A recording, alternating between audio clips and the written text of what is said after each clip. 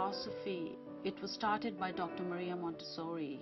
She discovered that children between birth and 6 don't have the neural pathways developed enough yet to learn abstractly, that they must learn in a concrete, hands-on fashion with manipulatives and sensorial materials so that they truly internalize the concepts. So she created a classroom with hundreds of materials that she personally designed that were all concrete and taught any concept that there was to be learned. So as far as math is concerned, there are some amazing materials that she designed that will teach you algebra in 3 dimensions, even geometry, geography, science, cultural subjects. Everything is designed with a specific 3-dimensional material that teaches them the concept. She felt they need to touch and feel and have an interactive experience. The other thing she felt was that children learn at their own pace.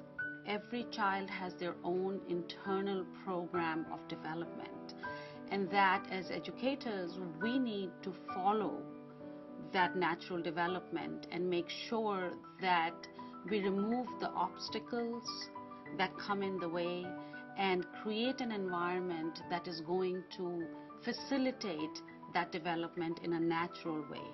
In Montessori, you learn a concept and then there is so much else that you get exposed to that the learning becomes far more interesting and in depth.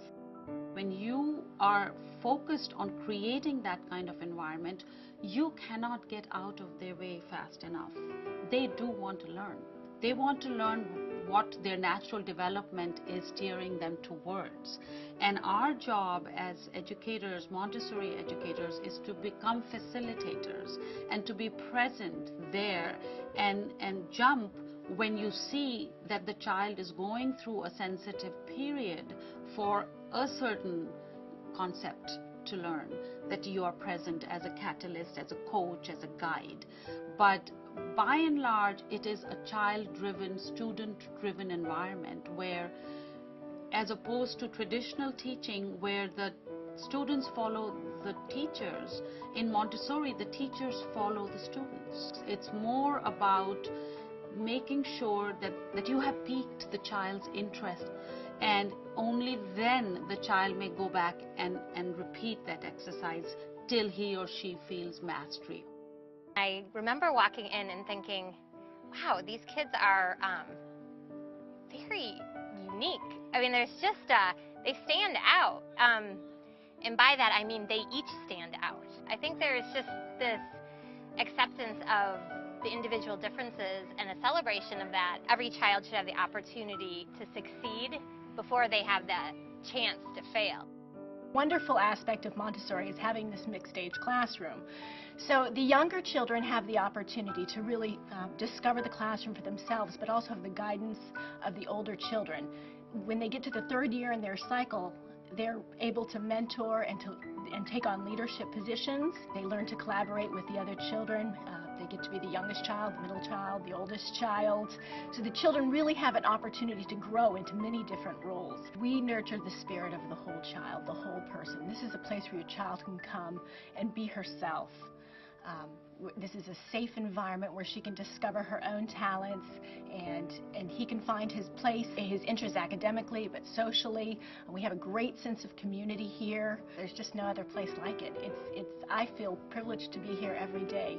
I make sure that I greet the children every morning. I get to know every one of their names, all 250 children from the little school up, because part of the philosophy is being able to connect with the child and being able to look them in the eyes and saying good morning and with their name. It really makes them excited and happy, and they feel welcome. The biggest benefits, I think, that I've seen across the board with 3 of our sons that are here is they really promote a love of learning. Learning isn't in the style that I was taught when I was a kid, where it was, and memorization was a big thing.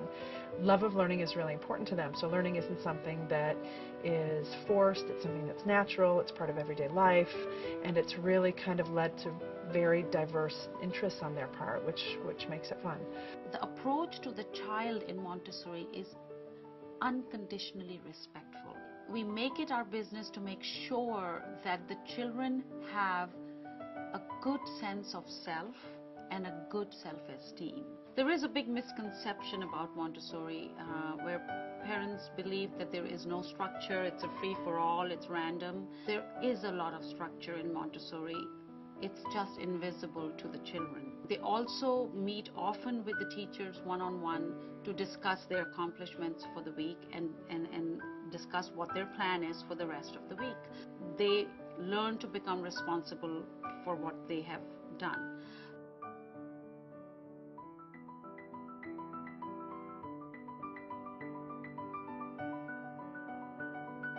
Montessori is much more about the person that they're teaching than about what they're teaching. It has taught me to be a better person instead of just teaching me my multiplication facts. So our children are learning about the environment. We've created an outdoor eco-living lab where we harvest the rainwater and throw it in a pond, and the water irrigates our gardens. Our middle school students maintain that pond and have a science curriculum built around it to learn about the ecosystem with a science teacher. It's not as if we ever have the opportunity to teach children everything they're going to need to know. There's too much information out there, but what we're really looking is for them to know how to find the information that they need and then use it and turn it into knowledge. And then the best part about it is to take knowledge and turn it into wisdom, something that they'll have with them the rest of their lives. That's what's magical. That's the hands-on learning that goes into Montessori. Parent interaction is crucial to the Montessori experience. Montessori is pretty much a way of life, and we as a school need to educate our parents with the philosophy, with the language we use, with our practices, so that they can bring it home. The goal here is to create a real relationship with our parents and a rapport.